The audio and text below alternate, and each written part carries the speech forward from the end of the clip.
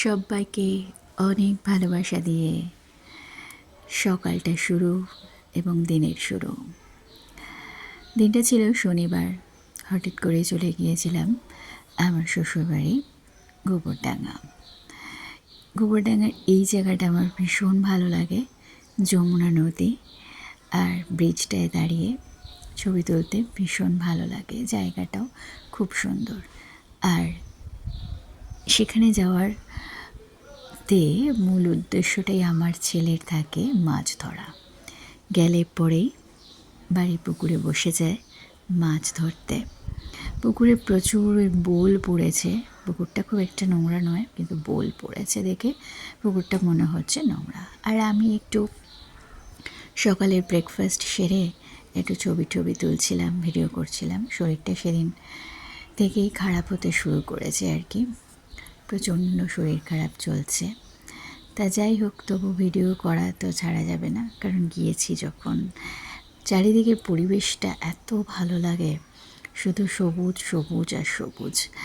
একটা অদ্ভুত সুন্দর পরিবেশ। যদিও সব সময় থাকতে ভালো লাগবে না আমাদের শহরের মানুষের, কিন্তু এক আধ দিন বেশ ভালো লাগে। তা ছবিগুলো তুলছিলাম, ভিডিওগুলো করছিলাম। এগুলো বাড়ির মধ্যেই সবটা জায়গায় ঘুরে ঘুরে ভিডিওগুলো তুলছিলাম। জায়গাগুলোকে ক্যামেরা বন্দি করছিলাম বলা যায়।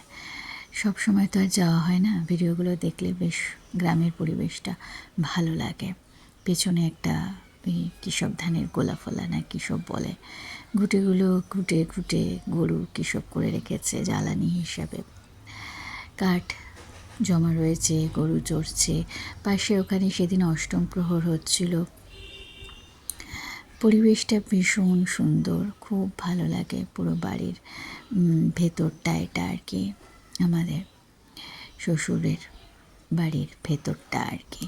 এটা আরেকটা পুকুর, কিন্তু এখানে খুব একটা চাষ হয় না। ওই পুকুরটাতেই চাষ হয় আর কি, মাছ টাছ।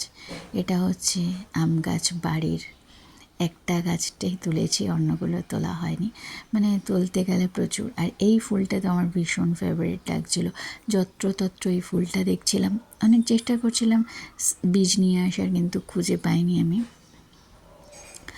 আর কি সুন্দর ছোটো ছোটো টমেটো বেগুন হয়ে রয়েছে চারিদিকে, মানে করেছে বাড়িরতেই আর কি। মাটির মধ্যে বেগুন হয়ে আছে। এত ভালো লাগে জায়গাগুলোতে, মানে সব টাটকা টাটকা আর কি জিনিস। এগুলো বাড়ির লোকের খাওয়ার জন্য, এগুলো তো সার দেওয়া নেই। এগুলো মানে সুন্দর সুন্দর বেগুন হয়ে আছে, টমেটো হয়ে আছে। সমস্তগুলো আমি তুলতেও পারিনি আর কি, ক্যামেরাতে ভালো করে আসেনি। ছোট্ট ছোট্ট টমেটো হয়ে আছে, লঙ্কা হয়ে আছে।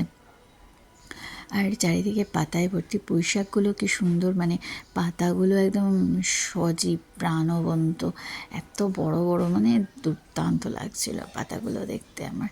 সেই জন্য পাতাগুলোকে এরকম করে করে ভিডিও করেছি আর কি, খুব সুন্দর লাগছিল। আর এটা হচ্ছে মানে ওই উনুনটা রাখার জন্য ঘর করা রয়েছে আর কি। এখানে সব কাঠ পাতা জমা হয়ে রয়েছে। আগে উনুনটা বাইরেই ছিল, এখন আবার ওটাকে ঘর করা হয়েছে। বোল গাছে রয়েছে, পুকুরে পড়ছে। এটা কি গাছ বলতে হবে দেখে শুনে। আর আমার ছেলে সকাল থেকে সেই যে পুকুরে বসেছে একদম সন্ধে অবধি, মানে যতক্ষণ আমরা ফিরছি ততক্ষণও পুকুরেই বসেছিল, পুকুরের পাড়ে আর কি। ওখানে বসে সে তার মাছ ধরছিল। তা মোটামুটি মাছ ধরেছে সে, তার হাতে মাছ ওঠে আর কি। তা মাছগুলো তুলে নিয়ে এসছে। আর এই হচ্ছে এইটা পুকুরটা, খুব সুন্দর। পুকুরের মধ্যে বোল পড়েছে সব ওই জোরে জোরে, সেই জন্য পুকুরটা ওরকম নোংরা নোংরা লাগছে। জলটাও কম আছে। তো এটা হচ্ছে ওই দিকে সব লেবু গাছের বাগান। ওটা বাড়ির, অতটা যেতে হবে, কিন্তু ওই দিকটা আমি ভিডিও করিনি। ওই দিকটা এবার যাইনি, এই ধারটাতেই ঘুরেছি। বেশ সুন্দর লাগে পুকুর পাড়টা, হালকা হাওয়া দিচ্ছিল আর হালকা রোদ, মানে খুব সুন্দর ওয়েদারটা ছিল। আর সেদিন আবার এখানে প্রচুর বৃষ্টি হয়েছে, সেই জন্য ওয়েদারটা হালকা হালকা ঠান্ডা ঠান্ডা আর রোদটাই ভালো লাগছিলো। তো আপাতত বাই,